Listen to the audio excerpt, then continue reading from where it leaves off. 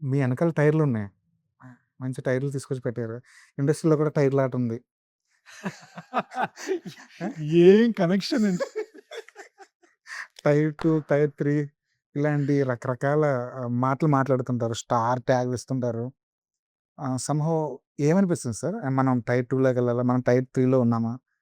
ఇలాంటివి ఏమైనా ఉంటాయా కాలిక్యులేషన్స్? ఉండాలా ఒక హీరోకి? ఏమోండి.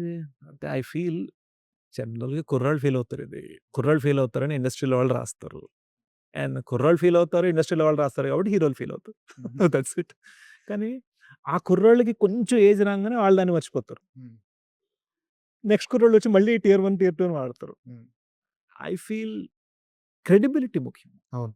అండ్ ఇంకోటి దీనికి అపోజిట్ కూడా ఉంది. ఇప్పుడు నేను ఈ మాట అన్నందుకు రివర్స్‌లో అంతేలేరా లేనోళ్ళే ఇలాంటివి మాట్లాడతారు. ఉన్నోళ్ళే ఇలా మాట్లాడతారు. అందాని ద్రాక్ష పుల్లన ఆ! ఇలాంటివి బట్ ఉంటాయిగా. బట్ నాకు యూ నో ఇవి మన లైఫ్‌ని బెటర్ చేయవు. క్వాలిటీ ఆఫ్ లైఫ్‌ని బెటర్ చేయవు. మన పేరెంట్స్‌కి మనం బెటర్ సన్స్ అండ్ డాటర్స్ అవ్వము. బెటర్ సినిమాలు చేయము. ఈ ర్యాంకింగ్స్ వలన. సో, ఇప్పుడు ఈ ర్యాంకింగ్స్ నాకు అర్థమైనంత వరకు మొత్తం ఇండియాలో మేబీ ఒక 200 మంది యాక్టర్స్ ఉన్నారండి. వాళ్ళొక సినిమా చేస్తే థియేటర్‌లో రిలీజ్ అవుతుంది. ఆ 200 మందిలో 100 మందికి వాళ్ళొక సినిమా చేస్తే అది ఖచ్చితంగా థియేటర్‌లో రిలీజ్ అవుతుంది. ఖచ్చితంగా దానికొక ఓటీటీ అవుతుంది. దానికొక ఇదవుతుంది. దానికొక ఆడియో అవుతుంది. 50 మందో, 100 మందో ఉన్నారు. ఆ 50 మంది, 100 మందిలో ఒకడినే. హ్మ్. In 149 crore people. అబ్బా! అదే. ఎంత సో, లక్కుండాలి. ఆ!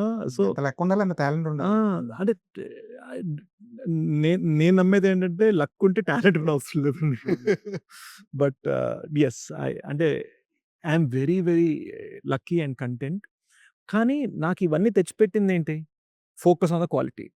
దాని మీద ఫోకస్ చేద్దాం. Hmm. So, my competition is not with other actors. My competition is with myself yesterday. And అది ఇన్‌స్టాగ్రామ్‌లో కూడా చదివాను. అది నేను జెన్యూన్‌గా నమ్ముతాను కూడా.